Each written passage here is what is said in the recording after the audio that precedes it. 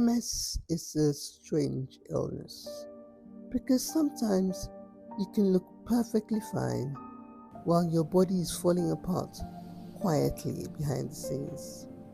By the middle of my journey, I had stopped asking myself whether something was wrong.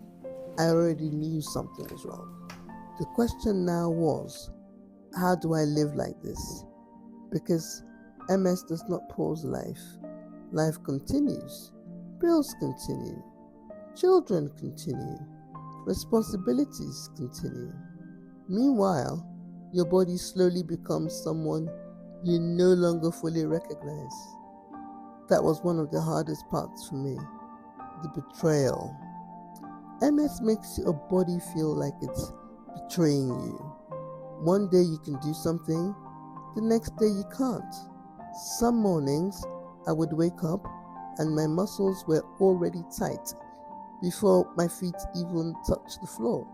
Spasms, pain, stiffness, as if my body had spent the whole night fighting itself while I was asleep.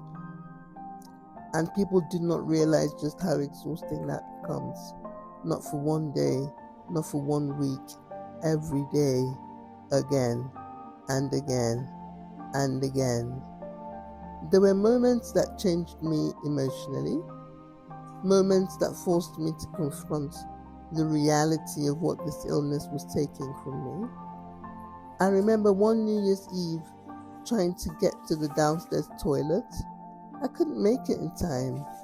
I remember the humiliation of that moment, not even just physically, emotionally, because illness slowly strips away the little things that you once took for granted.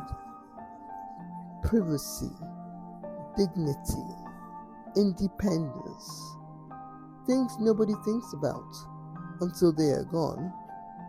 There were also moments when I realized something else. MS was not only affecting my body, it was affecting my emotions too.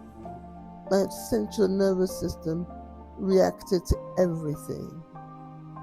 So whilst other people could scream, cry, fight, slam doors, I had to learn restraint because my body would punish me afterwards. That was one of the cruelest things about MS. Even my anger had consequences. I remember moments where I wanted to shout back, defend myself, fight for myself, emotionally. But physically I could not. Because if I became too overwhelmed, my muscles would tighten, my spasms would worsen, and my body would spiral. So I learned how to swallow emotion. I learned how to regulate myself for survival, and that changes you. There is a particular loneliness that comes from living inside a body that no longer feels reliable. A particular grief, especially when people cannot fully see what is happening to you. Because MS is often invisible until it is not. And by the time people finally see it, you have usually already been suffering for a very long time. I remember returning from Germany after treatment. I think everybody hoped I would come back walking differently, stronger, miraculously healed somehow.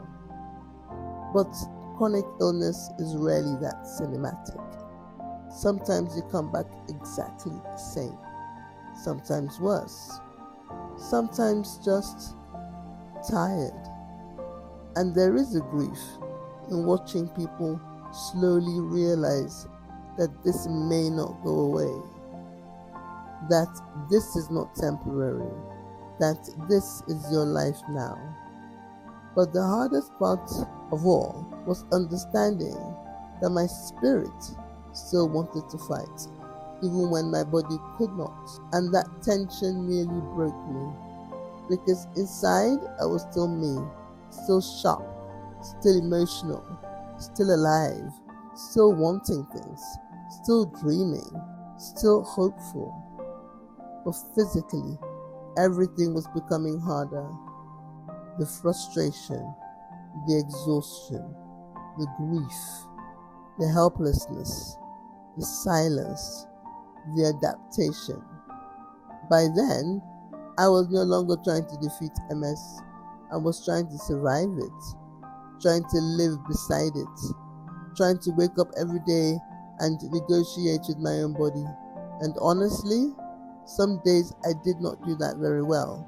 Some days I was angry. Some days I was heartbroken. I was exhausted by the sheer repetition of it all.